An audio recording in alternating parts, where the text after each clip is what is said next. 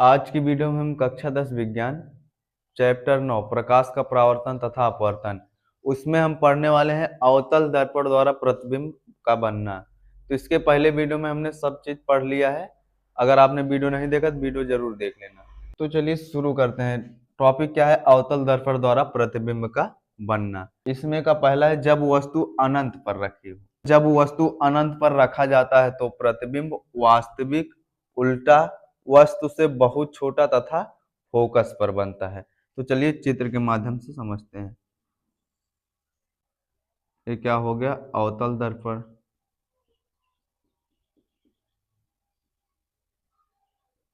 बीच में क्या होता है? ध्रुव। और यहाँ पर क्या होता है? मुख्य फोकस। और यहाँ पर क्या होता है? वक्रता केंद्र। वक्रता केंद्र तथा ध्रुव को मिलाने वाली सीधी रेखा क्या होती है? मुख्य अक्ष। अब देखिए, अनंत होगा इधर, किधर होगा? इधर। अनंत वक्रता केंद्र के इधर होगा, इधर। अब देखिए, इसलिए इसको डॉट डॉट दिखा रहे हैं क्योंकि ये अनंत है। अब यहाँ पर मान लीजिए हम कोई वस्तु ले लेते हैं। ए मान लीजिए कोई वस्तु ए है, बी, ए भी कोई वस्तु है। तो हम लोग कंडीशन जानते हैं। क्या जानते हैं? गोलीय दर्पण द्वारा प्रतिबिंब बनने के नियम। यदि कोई वस्तु यदि कोई वस्तु क्या मुख्य अक्ष के समांतर, देखिए अभी यहाँ तक अनंत है इसलिए यहाँ से डॉट डॉट ले जा रहे हैं। तो मुख्य अक्ष के समांतर जाने वाली प्रकाश की किरण परावर्तन के बाद कहाँ से होकर गुजरती है? मुख्य फोकस से होकर गुजरती है। कहाँ से गुजरती है? मुख्य फोकस से होकर गुजरती है। सेम कंडीशन यहाँ पर भी। प्रकाश मुख्य अक्ष के समांतर जाने वाली प्रकाश की किरण परावर्तन के बाद मुख्य फोकस से होकर क्या होती है? गुजरती है। इधर से क्या होगी? गुजरेगी। जो प्रतिबिंब बनेगा इसका यहाँ पर बनेगा मुख्य फोकस पर, यानी कि यहाँ पर बनेगा बिंदु के आकार का, बिल्कुल यहीं पर बनेगा, बहुत छोटा बनेगा मुख्य फोकस पे। यह ऐसे बिंदु के आकार का एक क्या बनेगा? प्रतिबिंब बनेगा जब वस्तु क्या होती है? अनंत पर होती है। तो देखिए, जब वस्तु अनंत तथा वक्रता केंद्र के बीच रखी हो, जब वस्तु अनंत तथा वक्रता केंद्र के बीच रखी जाती है तो प्रतिबिंब फोकस तथा वक्रता केंद्र के बीच बनता है। प्रतिबिंब कहाँ बनता है? फोकस तथा वक्रता केंद्र के बीच, जो वास्तविक, उल्टा तथा वस्तु के आकार से छोटा होता है। तो चलिए इसको चित्र के माध्यम से देखते हैं। मान लीजिए कोई क्या है? दर्पण। मान लीजिए क्या है? अवतल दर्पण। ये है अवतल दर्पण। अब देखिए यहाँ पर क्या होता है? ध्रुव। यहाँ पर क्या होता है? मुख्य फोकस। यहाँ पर क्या होता है?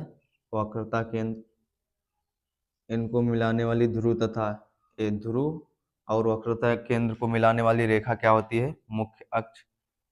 अब इस बार क्या कहा है? इधर क्या होगा? अनंत। इधर क्या होगा? अनंत। क्या होगा? अनंत। अब कहा क्या है? जब वस्तु अनंत तथा वक्रता केंद्र के बीच रखी हो। मान लीजिए वस्तु यहाँ पर रखी है, कोई वस्तु है, इसको दे देते हैं नाम ए और इसका नाम दे देते हैं बी, ए बी नाम दे देते हैं इसका। जब वस्तु ए अनंत और वक्रता केंद्र के बीच रखी है तो क्या होगा? हम वही कंडीशन क्या जानते हैं कि मुख्य अक्ष के समांतर जाने वाली प्रकाश की किरण परावर्तन के बाद कहाँ से होकर गुजरती है? मुख्य फोकस से होकर गुजरती है। दर्पण को थोड़ा और बड़ा बना लेते हैं, नहीं दिक्कत हो जाएगी थोड़ा। और क्या करते हैं? बड़ा बना लेते हैं इस दर्पण को। इस दर्पण को थोड़ा और बड़ा कर देते हैं। अब देखिए, एक कंडीशन और होती है जब प्रकाश की किरण वक्रता केंद्र से जाती है। प्रकाश की किरण जब क्या होती है? वक्रता केंद्र से जाती है, पुनः उसी माध्यम में क्या होती है? लौट जाती है। ये मान लीजिए प्रकाश की किरण कहाँ से जा रही है? वक्रता केंद्र से। वक्रता केंद्र से जाती है तो पुनः उसी माध्यम में क्या होती है? लौट जाती है। हमने गोलीय दर्पण द्वारा जब प्रतिबिंब बनाने का नियम मैं बता रहा था तो मैंने वहां पर ये बताया था। अब देखिए, ए एफ को मैं यहाँ पर लिख देता हूँ। क्या होगा? देखिए बिंदु काट कहाँ रही है? यहाँ पर। तो यहाँ पर देखिए इसको दे देते हैं बी डैश नाम, इसको ए डैश नाम। वही कहा गया है कि जब वस्तु वक्रता अनंत तथा वक्रता केंद्र के बीच होती है तो प्रतिबिंब कहाँ बनता है? फोकस तथा वक्रता केंद्र के बीच। देखिए ये फोकस है और ये वक्रता केंद्र है। प्रतिबिंब कहाँ बन रहा है? यहाँ पर बनेगा, यहाँ पर बनेगा। कैसा प्रतिबिंब बनता है? वास्तविक, उल्टा तथा वस्तु के आकार से छोटा। ए इससे छोटा ही बनेगा। अगला क्या है, तीसरा, जब वस्तु वक्रता केंद्र पर रखी हो। सबसे पहले क्या बनाते हैं, अवतल दर्पण बनाते हैं। ये क्या हो गया, अवतल दर्पण। यहाँ पर क्या होता है, ध्रुव, और यहाँ पर क्या होता है, मुख्य फोकस। यहाँ पर क्या होता है, वक्रता केंद्र। और वक्रता केंद्र तथा ध्रुव को मिलाने वाली सीधी रेखा क्या होती है, मुख्य अक्ष।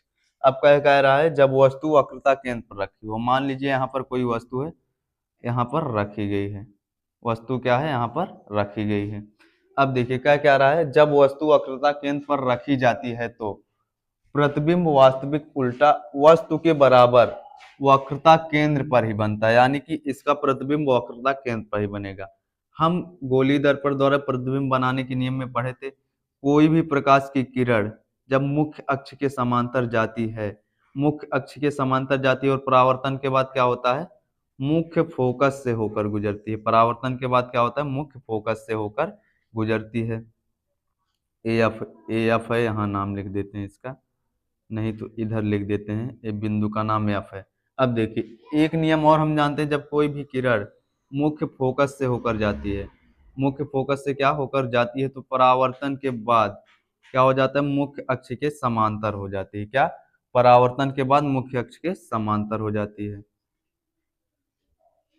और ये देखिए काट कहाँ रहा है, यहाँ पर थोड़ा, यहाँ पर काट रहा है, देखिए यहाँ पर काट रहा है। ये जो वक्रता केंद्र पर, प्रतिबिंब जो बनेगा कहाँ बनेगा, वक्रता केंद्र पर ही बनेगा। ये प्रतिबिंब कहाँ बन रहा है, वक्रता केंद्र पर ही बन रहा है। तो वही कहा है, जब वस्तु वक्रता केंद्र पर रखी जाती है, मान लीजिए कोई वस्तु, इसका नाम ए बी कर लेते हैं, ए और बी रखी जाती है, तो प्रतिबिंब वास्तविक उल्टा वस्तु के बराबर, ये जो प्रतिबिंब बना है इसके बराबर ही बनेगा, तथा बराबर वक्रता केंद्र पर ही बनता है, यानी कि इसका प्रतिबिंब वक्रता केंद्र पर ही बना है। अब देखिए अगला, जब वस्तु वक्रता केंद्र तथा फोकस के बीच रखी हो। मान लीजिए क्या है, अवतल दर्पण। ये क्या है, अवतल दर्पण बना रहे हैं। चलिए एक कोई अवतल दर्पण ले लिए, उसके बाद अब क्या करेंगे, यहाँ पर क्या होता है, ध्रुव, यहाँ पर क्या होता है, मुख्य फोकस, यहाँ पर क्या होता है, वक्रता केंद्र, और यहाँ पर इधर क्या होगा, अनंत, इधर क्या होगा, अनंत। वक्रता केंद्र तथा ध्रुव को मिलाने वाली सीधी रेखा क्या होगी, मुख्य फोकस।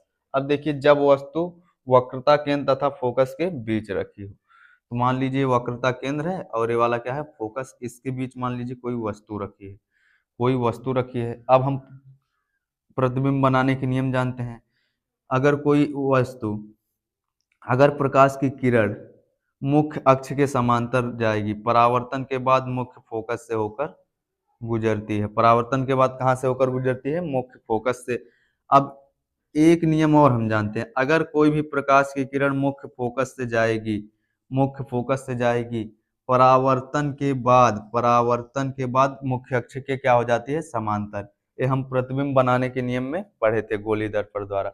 अब देखिए काट कहाँ रहा है, यहाँ पर, यहाँ पर काट रहा है, तो क्या हो जाएगा, यहाँ पर काट रहा है तो प्रतिबिंब यहाँ बन जाएगा। काट यहाँ पर रहा है, इधर है वक्रता केंद्र, इधर है अनंत, तो प्रतिबिंब वक्रता केंद्र तथा अनंत के बीच ही बनता है, वक्रता केंद्र और अनंत के बीच ही बनेगा। पांचवा क्या है इसमें का, जब वस्तु मुख्य फोकस पर रखी हो। जब वस्तु मुख्य फोकस पर रखी जाती है तो प्रतिबिंब वास्तविक उल्टा वस्तु से बहुत बड़ा व अनंत पर बनता है। अब देखिए चित्र, ये क्या है, अवतल दर्पण। क्या है, अवतल दर्पण। यहाँ पर क्या होता है, ध्रुव, यहाँ पर क्या होता है, मुख्य फोकस, यहाँ पर क्या होता है, वक्रता केंद्र, और इनको मिलाने वाली, वक्रता केंद्र और ध्रुव को मिलाने वाली सीधी रेखा क्या होती है, मुख्य अक्ष। अब हमें एक नियम जानते हैं। सबसे पहला देखिए क्या जानते हैं, वस्तु कहाँ पर रखी हो, मुख्य फोकस पर रखी हो।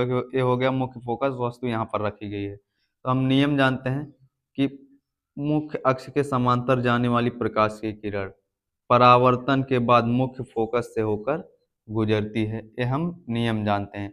और एक नियम जानते हैं कि वक्रता केंद्र से होकर जाने वाली प्रकाश की किरण वक्रता केंद्र से मान लीजिए कोई प्रकाश की किरण जा रही है, परावर्तन के बाद उसी माध्यम में क्या होती है, वापस लौटती है। परावर्तन के बाद क्या होगा, उसी माध्यम में वापस लौटेगा।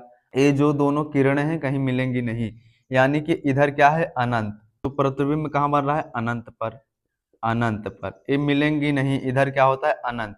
प्रतिबिंब कहाँ बनेगा, अनंत पर। इसमें क्या हो गया, जब वस्तु मुख्य फोकस पर रखी जाती है तो प्रतिबिंब कैसा बनता है, वास्तविक बनता है, उल्टा बनता है, वस्तु से बहुत बड़ा बनता है। यहाँ जो प्रतिबिंब बनेगा वस्तु से क्या होगा, बहुत बड़ा बनेगा, वह अनंत पर बनता है। कहाँ, अनंत। इधर क्या है, अनंत। अब अगला क्या है, छठवां, जब वस्तु फोकस तथा ध्रुव के बीच रखी हो। जब वस्तु कहाँ रखी हो, ध्रुव तथा फोकस तथा ध्रुव के बीच। तो चलिए पहले क्या बनाते हैं, एक अवतल दर्पण।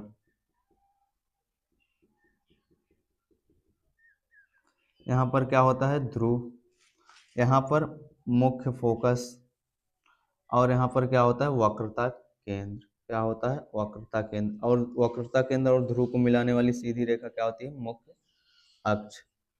अब कह क्या रहा है, वस्तु कहाँ रखी हो, मुख्य फोकस तथा ध्रुव के बीच। ये हो गया ध्रुव और ये मुख्य फोकस। मान लीजिए कोई वस्तु यहाँ पर रखी है, तो हम नियम जानते हैं, प्रकाश की किरण जब मुख्य अक्ष के समांतर जाती है, परावर्तन के बाद कहाँ से होकर गुजरती है, मुख्य फोकस से होकर गुजरती है। कहाँ से गुजरती है, मुख्य फोकस से होकर गुजरती है।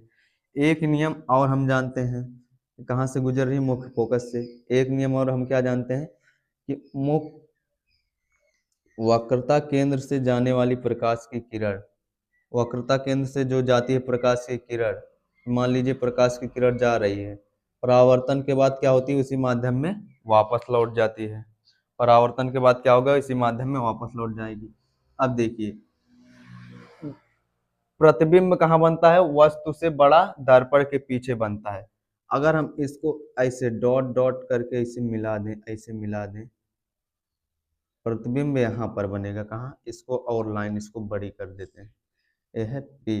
तो प्रतिबिंब कहाँ पर बनेगा, यहाँ पर बनेगा। अगर ए का नाम, इसका नाम दे दो ए और इसका नाम बी, तो क्या होगा, इसका नाम क्या हो जाएगा, ए डैश, इसका नाम हो जाएगा बी डैश। क्योंकि क्या बन रहा है, प्रतिबिंब सीधा बनेगा और दर्पण के पीछे बनता है।